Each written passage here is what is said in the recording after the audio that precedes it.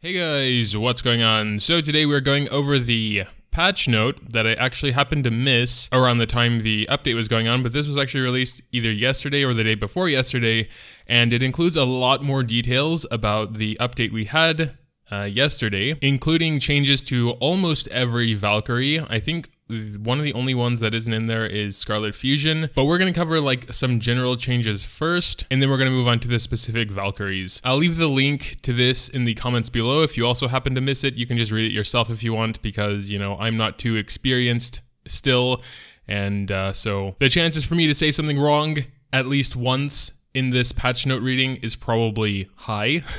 So, you know, just read it yourself if you want to. But yeah, we're going to go ahead and get started. So they've improved the animation of most characters after landing, and switching characters after landing is more smooth. I've also noticed this while playing. In general, a lot of things just feel more fluid. Adding to that, they do improve the combat visuals as well for most characters. Valkyries will now have attack protection and will not take attacks when they are in the process of being knocked airborne or knocked down. It also seems that some Valkyries, perhaps the ones that can initiate time fracture, will have increased ignore interrupt. So like a higher CC resistance. I'm not sure what the cap on ultimate evasion cooldown was before this, but apparently all Valks have a maximum of 40% ultimate evasion cooldown time. At point 6 here, it kind of seems like they fixed a sort of exploit. It's a little hard to understand, but it seems like, so apparently players were casting weapon skills in between pressing the ultimate button and its SP being deducted. Does that mean they were able to use a weapon skill after casting the ultimate and the SP doesn't get deducted? Well, any that were doing that know that you can't do that anymore. I didn't know about this bug or exploit. I'm not sure if it's an exploit. Maybe it's more of an accidental thing, like you're using more SP than you actually need to. Regardless, that's being fixed. Point 7 is just saying that they're making the AI better. And a big point for me here is actually stages, but it's also kind of confusing because they say no adjustment was made to stages that drop Valkyrie fragments. But there are several stages that I'm farming, Snowy Sniper, Divine Prayer, etc., that have been completely changed, and they are much, much faster than they were before, because it's just one little area. You have to kill a certain amount of enemies, or just like up to 2 enemies, like 2 little bosses, and it's done. And that's completely different than what it was before, which is awesome, but at the same time, it is kind of confusing because they say no adjustment was made, unless they actually mean the difficulty of Hard and Supreme. Of course, that is also a little bit confusing the way it's worded there. They also improved the overall drops for storyline stages and adjusted the first clear rewards. And they say adjustments were made to stages that drop Valkyrie fragments and optimized the drop sources. Okay, well that's pretty interesting. So does that mean we'll get more drops from them? They also enhanced the Hard and Supreme difficulties for some storyline stages. So enhanced, again, that's very vague, so who knows what that could mean. They also adjusted some enemies to improve Captain Battle's experience. Very vague. Regardless, that's pretty much all for the general changes. Now we can get on to the Valkyrie specific changes, starting with Kiana. So the first point is just a visual thing, reducing screen shake, a feeling of delay when her passive stun is triggered. She also got a buff to her QTE, its trigger range, and also the final leg of the attack will deal an additional stun effect. Also got a damage buff to her burst status, going from 150 to 220. Another buff to her combo attack, increasing that from 50-50 225 to 75-75 330. And again, in burst status, it says the potential of the final hit of White Comet's combo attack has been improved. I don't really know what that means. Potential, and a description change for the basic attack. Does anyone actually use White Comet? So, a couple changes for Divine Prayer here as well. It says, if the last hit of Divine Prayer's QTE successfully hits the enemy, the entire team will regen HP. That's a pretty good buff, I think, because, you know, Divine Prayer is kind of the best healer, I would say. That's what she does with a lot of her skills, and so here is another one to add on to that. It is her QTE, though, which isn't super easy to proc. Unlike a lot of the other QTs, I believe they need to be paralyzed as far as I remember. And this is somewhat of a nerf, but I personally can't ever see this happening unless it's a very specific situation. So after 20 seconds, if you're still using her ultimate, then SP consumption will increase. So, and the first 20 seconds will be unaffected, so that means it's the same as usual until it goes further than 20 seconds. But like I said, I can't see how that would go that long. Again, there's probably some strange strategy I don't know about that where you can have it go for, you know, maybe an infinite time, so they had to put this change in there. Apparently that's getting nerfed, but personally it doesn't affect me because I don't think it was ever going for 20 seconds anyway, like maybe 10 or 15 at most. Next, we're looking at Valkyrie Ranger. She can cast her ultimate skill while in the middle of an evasion, and her animation after casting her ultimate has been improved. Isn't Valkyrie Ranger the one with the big gun that shoots a beam? Will she shoot it like mid evasion? That would look kind of, or does she jump? I haven't played with Valkyrie Ranger in a while, so I don't know. That sounds interesting though. Also, it looks like a buff to her QTE. It says QTE's single target rate has been increased, and the QTE's last shot was changed to have an AoE explosion effect that also deals a weakening status to enemies. And finally, we have Knight Moonbeam. I don't even have her, so I'll do my best to understand what's going on. Reduce the amount of screen shake. Okay, that's just a visual thing. Again, this looks like just a visual thing. And the third point just changes some initial values, but the final value has not been changed. So I don't really know what that means. So does that mean she'll be the same when she is at max level with that skill maxed and just lower until then? That's kind of what I get from that, but it could be something else, of course. And now we're looking at Mei, starting with Crimson Impulse. Again, I don't think there are that many people using her, but we're going to go over her anyway. She can perform an evasion more quickly after landing from her QTE. I do remember that her QTE is kind of immobile, so she just like twirls up in the air and then falls down, so you can dash away from any danger more quickly. I think that's good. Smoother basic attack chain hits, QTE visuals more smooth, and the range and damage of QTE's final landing hit after she twirls up in the air have been increased. Doesn't say by how much. She also got a buff to her combo attack, physical damage. Also, while in Valkyrie status, combo attack damage has been increased. And the issue where the combo attack didn't receive combo type bonuses has been fixed. So that's more of a bug fix slash buff. Also a skill change here. So apparently it used to be the last strike of basic attack chains deals additional fire damage. And that's being changed to the last strike of basic attack chains deals increased combo attack physical damage by 10 to 20% for 3 to 6 seconds. So far it looks like we're basically only getting buffs at this point. A little weird change to Divine Prayer's thing there that might screw up some people's strategies, but overall, looks like it's pretty good. Also, there's this text under the character name that I guess applies to all characters. And that says optimize the evasion animation, which looks smoother for Kiana. And for Mei, we have improved Mei's animation for some actions following an evasion. Moving on to Blade Strike now. Looks like Blade Strike can now use her combo attack directly after using her ultimate. Smoother animation between the ultimate and an evasion. A damage buff to Isan. That might be a skill. And 3 of her skills have been adjusted so that they also affect combo attacks. Looks like she got a pretty significant buff to Spirit of Power. The crit damage is going from 5 to 15% to 25 to 75%. That sounds like an enormous jump. And a new effect has been added, increasing crit by 5 to 10% during burst. Jesus Christ, that sounds actually a hell of a big buff. Also, it looks like Air Enchant is getting buffed as well. The skill now has an additional effect where movement speed bonus ends, knock nearby enemies airborne, and deal combo hits. Max 200, X 23. Okay, there's some weird math going on here, but let's just say it gets better. And also Shadow Dash. I guess a lot of people are going to be interested in this one because she's a very popular Valkyrie. So I was playing with her yesterday after the patch landed, and she does feel overall a lot more smooth. And so we can read about that here. Optimize the animation for Shadow Dash's sweep after her 5th basic attack, combo attack, switch skill, and QTE. And these moves have been made more smooth, indeed. Optimize Shadow Dash's QTE potential, and her QTE followed by evasion will not remove her attack potential. I don't know what that means because it's all over the place. I'm not sure what they mean by potential. That's like the main problem here. Also, they fixed an issue where Shadow Dash's Will Enchant skill does not grant bonuses to her 5th basic attack.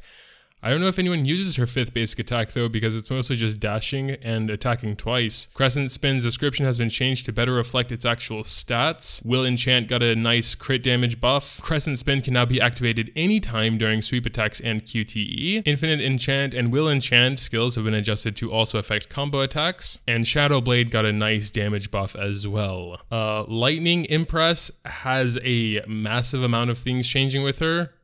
14 points. Jesus Christ. Again, this is a Valkyrie I don't own, so I'm gonna go through this pretty quickly. She got a buff to the paralysis effect she causes by basic attack chains. That's going to 5 seconds. She got a damage buff in her combo attacks. The first 2 hit of her combo attacks got buffed further with increased range and follow-up attack capability. She can also perform attacks and evasions more quickly after her switch skill. Her QTE has been changed to half lightning, half physical damage, and also her QTE will recover 10% of her SP. She'll also be invincible while performing her QTE. A very nice and defensive ultimate evasion buff. Again, her ultimate skill is getting cut in half, dealing 900 physical and 900 elemental lightning damage instead of 1800 physical damage. Of course, with that, the lightning damage potential of her ultimate skill has been improved, obviously. She got a buff to her Thunder Edge skill. Instead of having a chance to trigger 41 to 300 lightning damage, it is guaranteed to hit with 41 to 300 lightning damage. She also got a new effect / buff added to her I May skill, apparently. For 7 seconds after the last hit of Empress's ultimate skill, her elemental lightning damage is increased by 40%. I'm just going to read this one because I don't understand it. The max effective combo for the Dragon Cry skill has been adjusted to 100, with each combo hit's lightning damage being increased by 2 times. Total damage will not change. The final hit will no longer clear the combo hit count. The range of additional lightning damage has been increased. Thundercloud got a small buff as well, increasing the chance paralyzing enemies from 10 to 15 to 10 to 20, so a very small buff there, but it also will include in a small AoE, so it could potentially hit more than one enemy. Again, this is one I'm not really familiar with. A new effect has been added to Soul Cutter. When an enemy is hit by the 5th basic attack and hasn't been affected by Soul Cutter yet, the target will become conductive.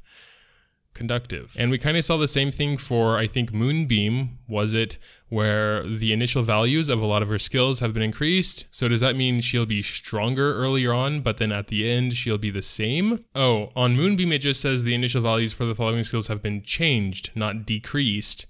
But when they're not going to say increased, I kind of have a feeling they're going to be lower? I don't know, that's just speculation. Anyway, moving on to Himeko now. The speed of some weapon skills have been increased, along with the reaction time of some of Himeko's weapons.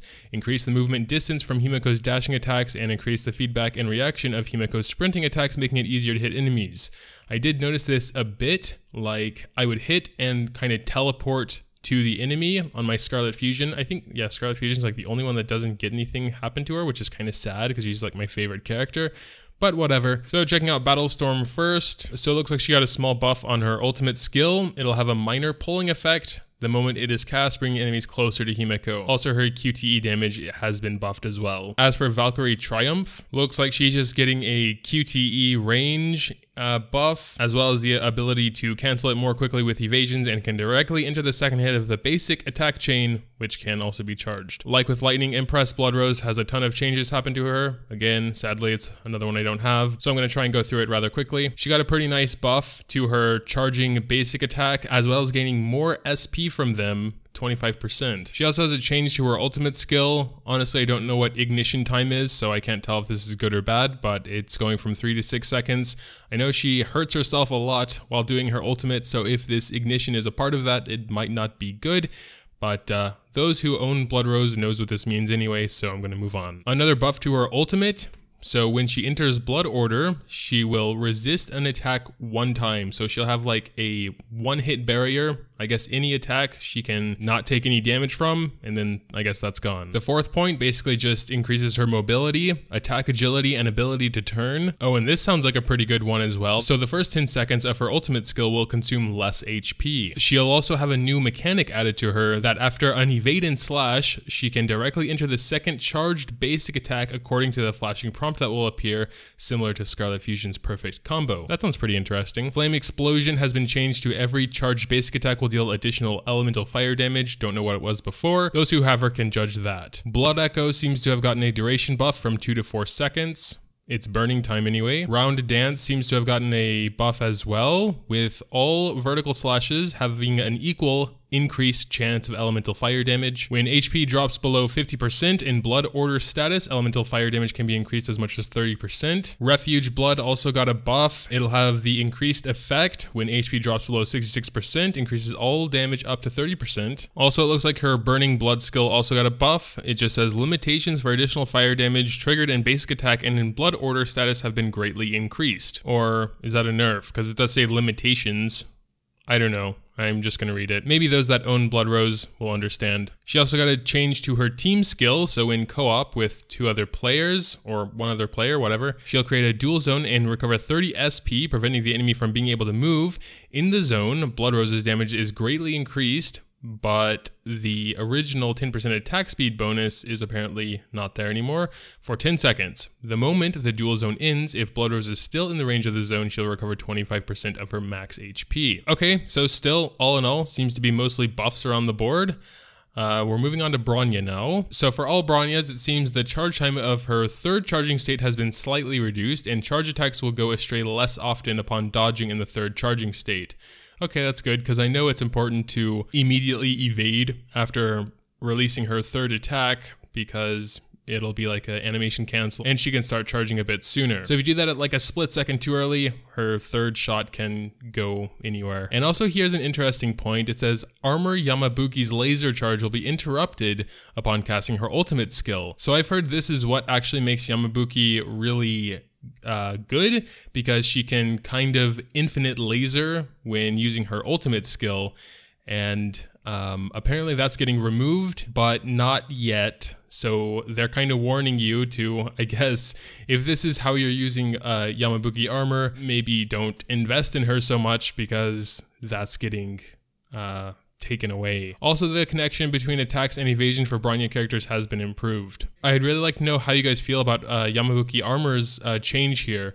I don't fully understand it. I've just read a comment or 2 regarding this, where she can like infinite laser because of something connecting with her ultimate skill. It like doesn't go into overheat mode or something. Also, there's a change to Snowy Sniper, but it's very vague. It just says details regarding Bronya's movement when standing and charging attacks. It almost seems like this was like a rough draft and they forgot to actually put what was actually being changed, because it's like, put the details regarding Bronya's movement when standing and charging attacks here. But okay, apparently something's changing with that. Also, Dimensional Break has a couple changes as well. Dimension Ignite, skill fire damage has been increased from 3 to 63 to 50 to 150. So that sounds like a very significant buff there, even though I still don't think that's a huge amount of fire damage, but I guess it does add up over time, especially with that buff there. And also Dimension Gravity and Antimatter Core. Those skills will now also increase elemental damage. And that's pretty much it for all of the Valkyrie changes. I'm not sure if I could have gotten anything wrong, because mostly I was just reading what it says here. But if there's anything that really stands out as something significant, please do note in the comments below, because I'm always interested in learning more as well, and I've learned a lot from you guys, so, you know, spread the knowledge, because, you know, anyone else down there that reads them will learn something new perhaps as well. But yeah, that'll do it. Tell me what you think in general of these changes in the comments down below. Leaving a like if you did happen to enjoy is also greatly appreciated. Thanks, as always, for watching, and until next time.